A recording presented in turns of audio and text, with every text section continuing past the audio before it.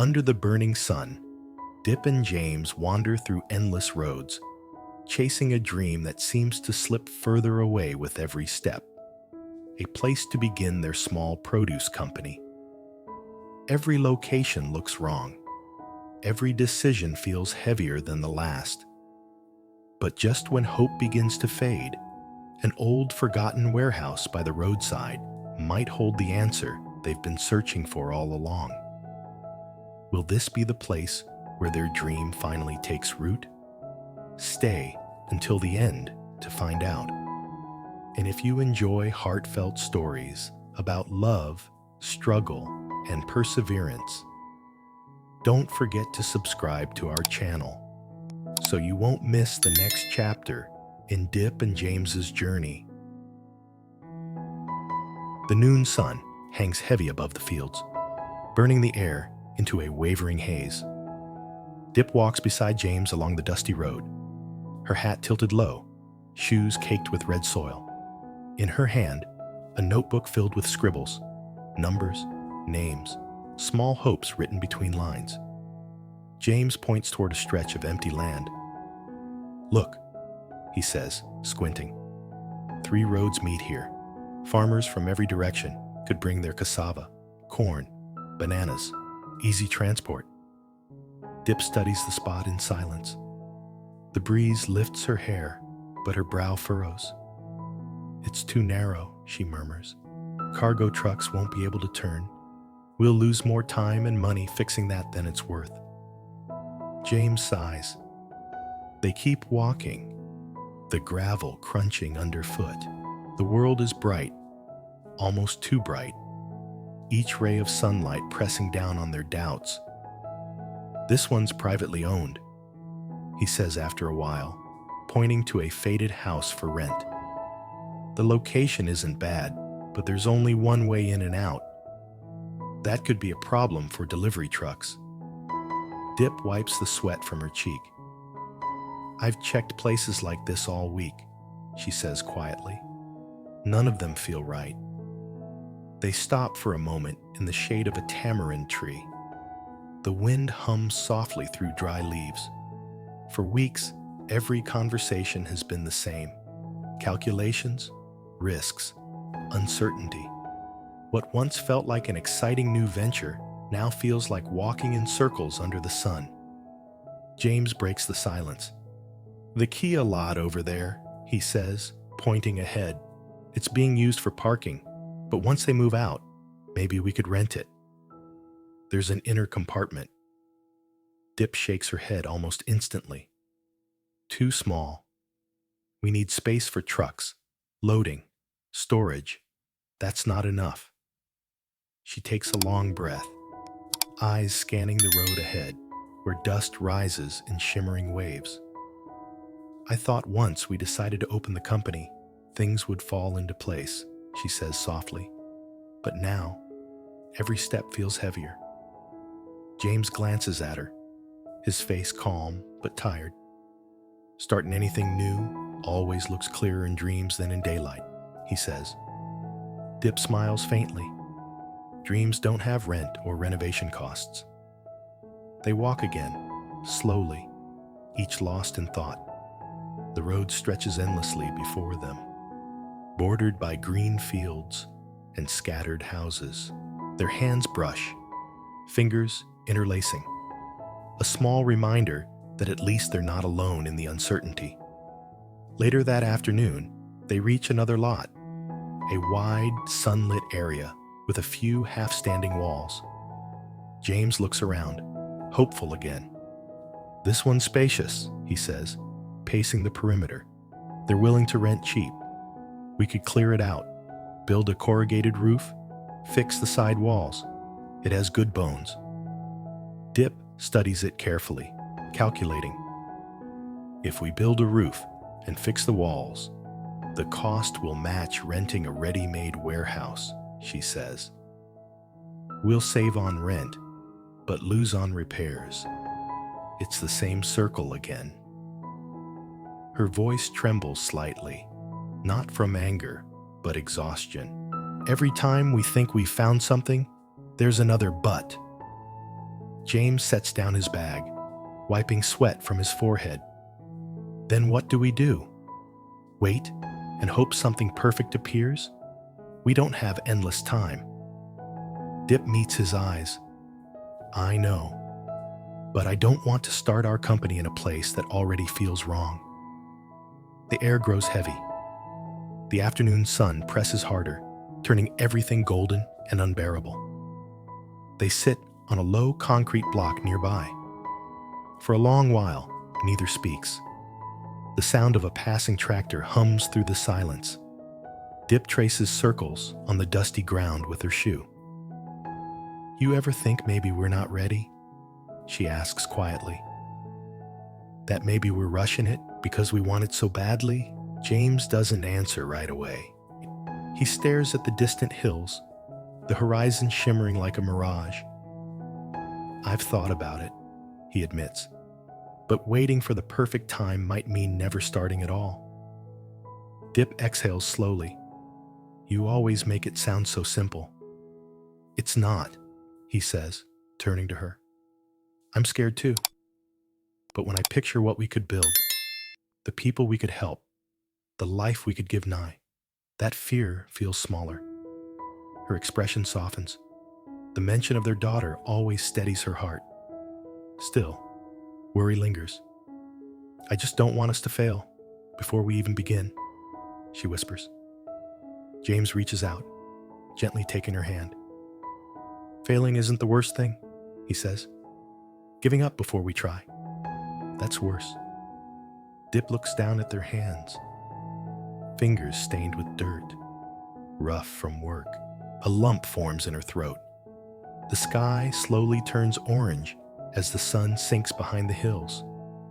The day has slipped away, leaving them no closer to a decision, but not as hopeless as before. They rise and start walking back, the dirt road glowing under the sunset. We'll find it, James says, voice steady.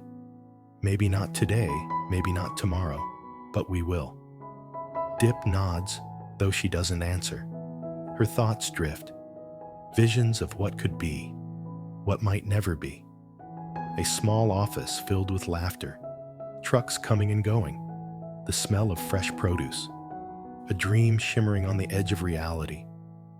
As the last light fades, Diep glances back at the wide field behind them, the one they'd just rejected. It stands quiet, waiting, as if testing their resolve. Maybe tomorrow it'll look different.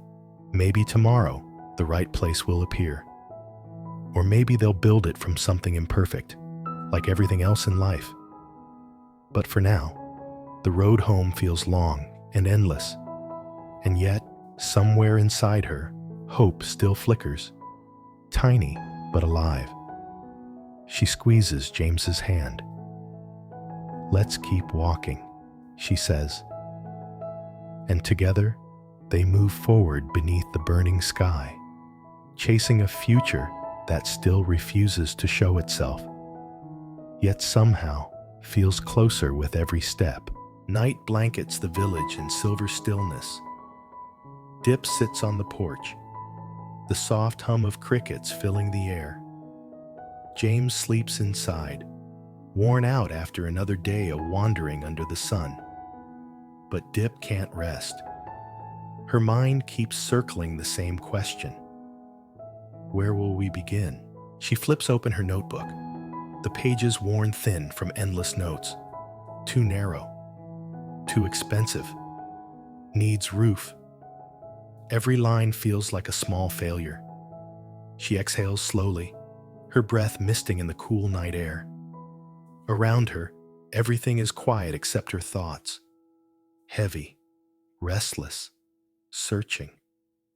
For weeks, she and James had walked from one lot to another, chasing possibilities that dissolved with every visit. The dream of opening a small produce headquarters, a place where farmers could bring their harvest, had started to feel like a fantasy. She whispers to herself, maybe we're not meant to find it. But even as she says it, Something inside pushes back. That quiet, stubborn voice that has carried her through every hardship. She remembers James's words from earlier. Failing isn't the worst thing. Giving up before we try? That's worse. Diep looks up at the stars and smiles faintly. Then we won't give up yet, she thinks. The next morning, the first light spills over the fields. Diep wakes early, tying her hair into a loose braid. James rubs his eyes, sitting up on the bamboo mat. Couldn't sleep? He asks. She shakes her head. I want to check one more place, near the old Kia parking lot. He raises a brow. Didn't we already see everything there? Not everything, she says quietly. There was an old warehouse behind the repair shop. We passed it too quickly yesterday. James studies her face, the determination in her eyes, and simply nods. Then let's go. They walk again. The dirt road still damp from dew. The sun rises behind them, painting the fields gold. When they reach the Kia area, James looks skeptical. It's small, Diep. But she walks past the lot, down a side path lined with wild grass. And there it is, a modest warehouse half hidden by banana trees. The paint is faded, the metal door a little rusted, but the structure stands solid. James pauses, eyes narrowing. I can't believe we missed this. They step closer. The air inside smells of dust and iron, but it's spacious and cool. Light filters through cracks in the roof, casting soft rays across the empty floor. Diep runs her hand along the wall, smiling faintly. It's not perfect, she says, but it feels right. James checks the space carefully, measuring with his steps. And look, there's already a roof, doors installed, and the road connects straight to 3 directions. Farmers pass here every harvest season. Diep nods, her heart lifting. How much? He glances at the faded signboard on the door. $1.5 million per month. Diep blinks. That's cheaper than all the empty lots without roofs. James grins, excitement flickering in his eyes. Exactly. We'd only need to fix the divider between this and the repair shop next door. No big cost. For a moment, neither speaks. They just stand there, surrounded by still air and the faint hum of the countryside. Diep finally breaks the silence. It's peaceful here, she says softly, and practical. Easy for transport. Enough space to start small. James nods, pacing around the room. It's the first place today that doesn't make me feel trapped. Diep smiles, relief flooding her chest. Then this is it? He looks at her, eyes bright. This is it. They walk outside, standing at the edge of the road. From there, they can see farmers' carts rolling by. Baskets of corn, bunches of bananas, cassava tied with rope. The scene feels like a sign. Diep imagines the future. The warehouse full of produce, laughter echoing through its walls, the nameplate of their small company hanging above the door. Her eyes glisten. For months we've been searching, thinking everything's too hard, too far, too late. But maybe it was waiting for us right here. James nods, quietly smiling. Sometimes the right place doesn't appear until we're tired enough to stop forcing it. They walk back inside, their footsteps echoing softly. The sunlight spills across the empty floor, turning the dust into gold. Diep places her notebook on a wooden crate, opens it to the first page, the one labeled Headquarters Plan. She draws a small check mark beside it. Then, in the margin, she writes, 1.5 million, old warehouse, near Kia lot, found by heart, not by luck. She looks up at James, voice trembling with emotion. Can we rent it today? He doesn't hesitate. Let's talk to the owner now. Diep exhales, half relief, half disbelief.